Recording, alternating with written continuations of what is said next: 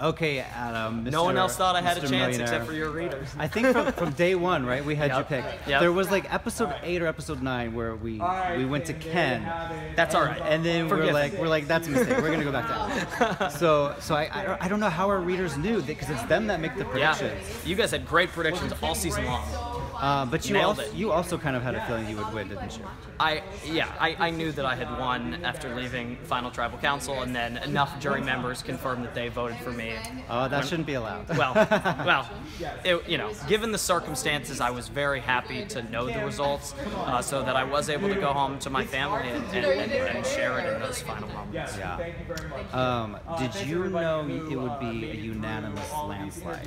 I didn't know that it would be a unanimous vote, but I had a pretty decent idea that it might be, that I at least had that chance. I certainly never expected to come into this game and to have, that kind of overwhelming result, but, it just seals the deal on this sort of, incredible, beautiful story, that brings together my love for this game, my family's, passion for the show, our passion for living life at 100%, and ultimately the way my mom lived her life.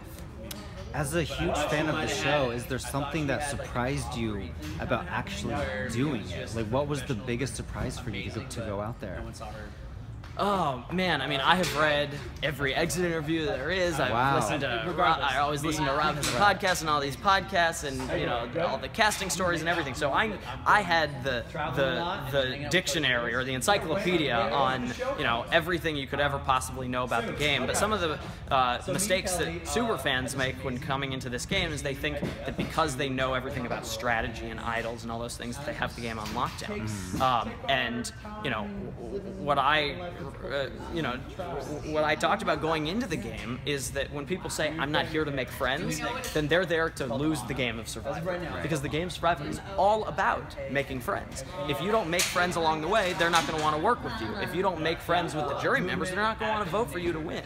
I think that was my mantra throughout the entire time. You didn't see it all on the show, but I was making very strong relationships with each and every member of that jury, to the point where as soon as Dave was voted out, I knew that I had a very, very good shot winning the game.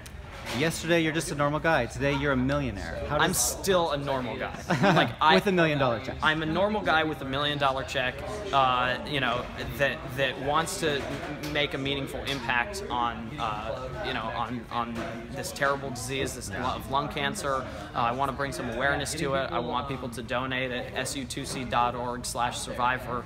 I'm making a donation myself, as I, announced at the finale, and I hope people will join me in that. But in terms of am I a changed man?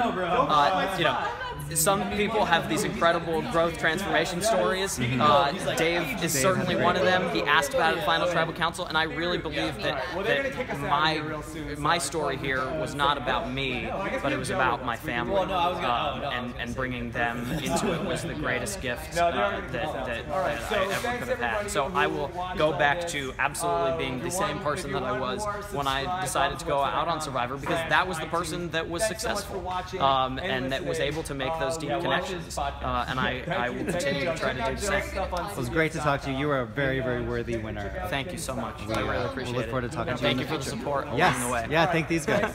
Thank you, readers of GoldDerby.com.